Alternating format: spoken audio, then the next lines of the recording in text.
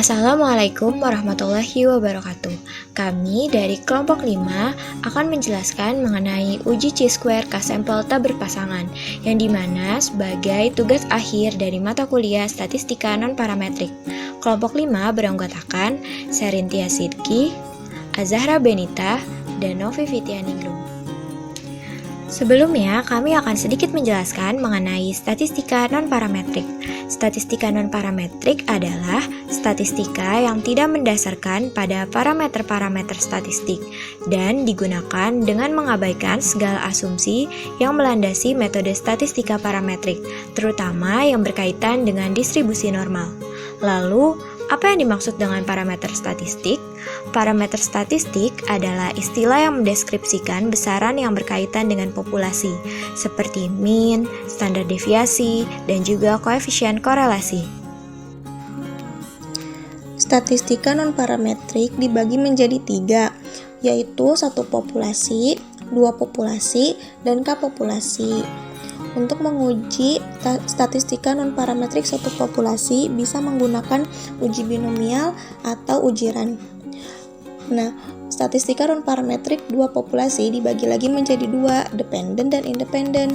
Untuk menguji statistika non-parametrik 2 populasi yang independen bisa menggunakan uji Wilcoxon, uji McNemar, atau uji tanda. Nah, untuk 2 populasi yang independen bisa menggunakan uji Mann-Whitney, uji median, atau uji chi-square. Nah, untuk statistika non-parametrik K populasi itu juga dibagi lagi menjadi 2, dependen dan independen. Untuk K populasi yang independen bisa diuji dengan menggunakan uji Friedman atau uji Q-Cochrane. Nah, untuk yang independen itu bisa menggunakan salah satu dari 3 uji ini, yaitu Kruskal-Walsh atau uji chi-square, atau bisa juga dengan uji median.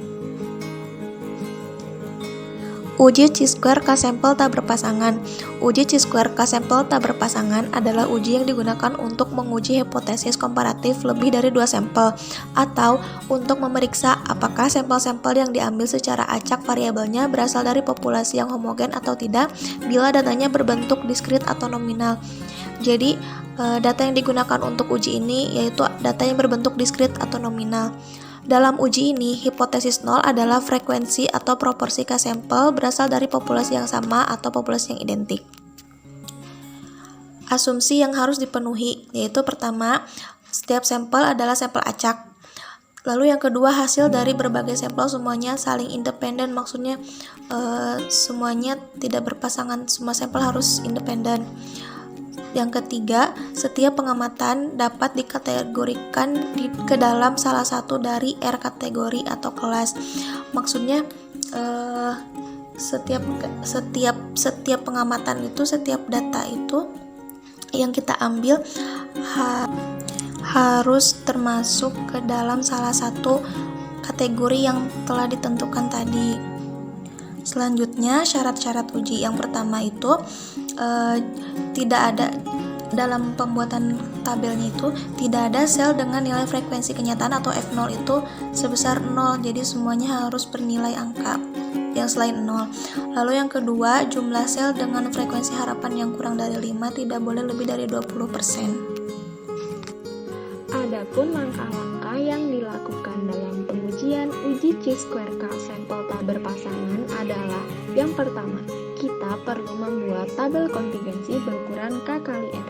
K ini merupakan kolom dan R merupakan baris. Dengan K adalah kelompok sampel yang tak berpasangan dan R merupakan kategori dari variabel.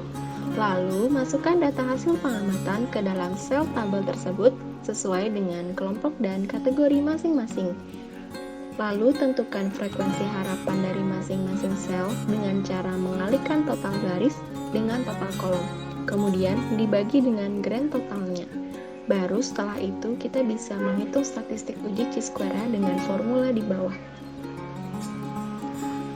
OIJ merupakan banyak kasus yang diobservasi yang dikategorikan dalam baris ke I dan kolom ke J, sedangkan EIJ merupakan banyak kasus yang diharapkan di bawah H0.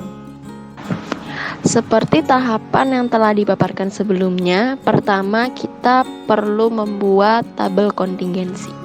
Apa itu tabel kontingensi? Tabel kontingensi adalah tabel yang digunakan untuk mengukur hubungan antara dua variabel kategorik, di mana sel dalam tabel tersebut merupakan rangkuman frekuensi bersama dari observasi pada tiap kategori variabel. Sebagai contoh di sini, kita punya gambar tabel kontingensi berukuran K kali R. Dengan K adalah kolom, di sini kolom kita notasikan sebagai kelompok sampel yang banyaknya dari 1 sampai K. Lalu kita punya R adalah baris, kita notasikan sebagai outcome dari 1 sampai R. Lalu setelah itu kita jumlahkan masing-masing sel per baris dan masing-masing sel per kolom, sehingga kita peroleh N, yaitu jumlah sampelnya. Karena tujuan pengujian ini adalah untuk mengetahui signifikasi perbedaan antara K sampel yang independen, maka secara umum hipotesis nolnya bisa berbunyi K sampel frekuensi atau proporsi berasal dari populasi yang sama, atau dengan kata lain, tidak ada perbedaan antara tiap K golongan atau sampel. Sedangkan untuk hipotesis alternatifnya atau H1 bisa berbunyi K sampel frekuensi atau proporsi tidak berasal dari populasi yang sama, atau dengan kata lain ada perbedaan antara tiap K golongan atau sampel.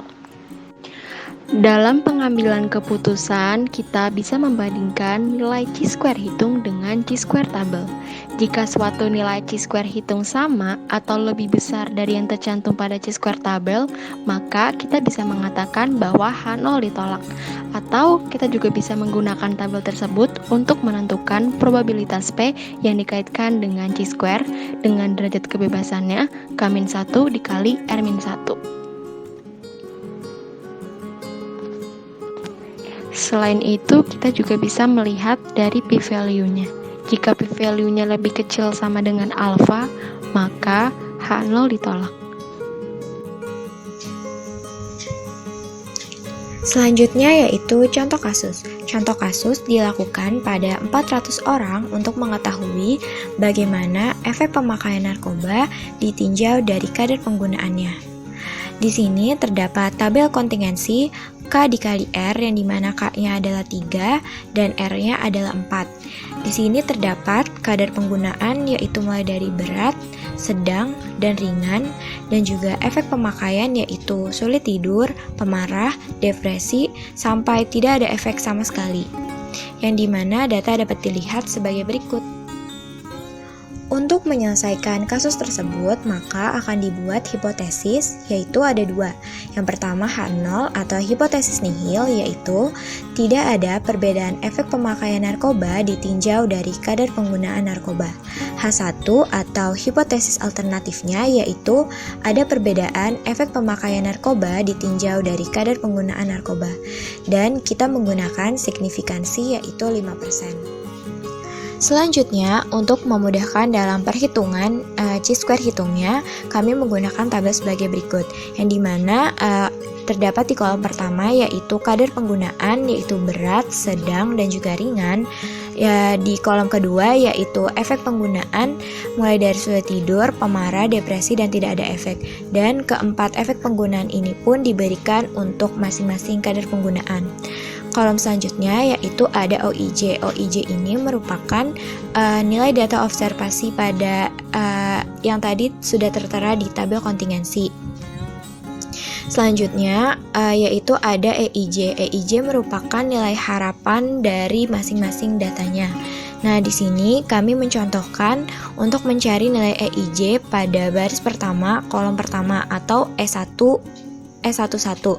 Di sini rumusnya adalah total jumlah baris 1 dikali dengan total jumlah kolom 1 dibagi dengan total sampel, yang dimana tadi telah kita ketahui dari tabel kontingensi sebelumnya, total jumlah baris pertama itu ada 145 dan total jumlah kolom pertama yaitu ada 155.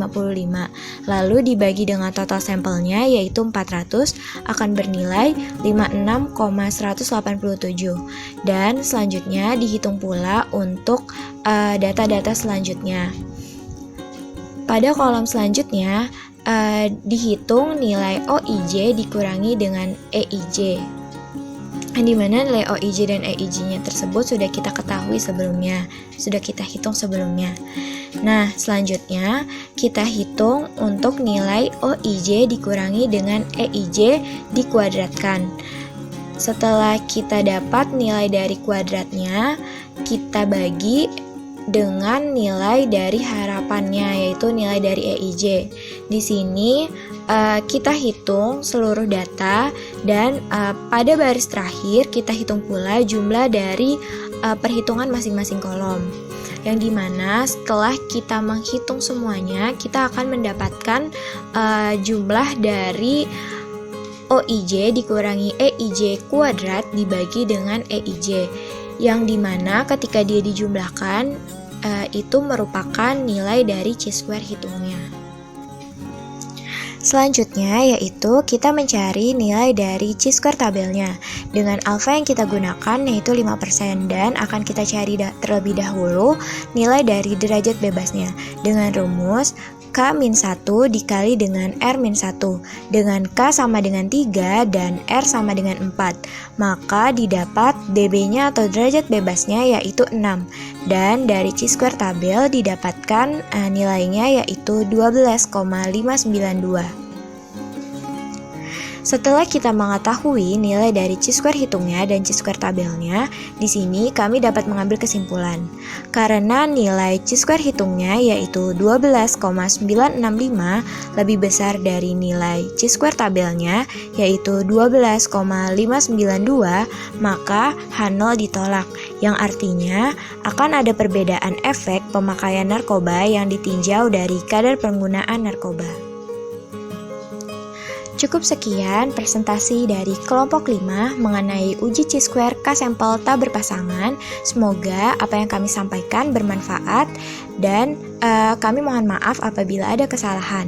Untuk teman-teman yang mungkin ingin bertanya, silakan bertanya di kolom komentar.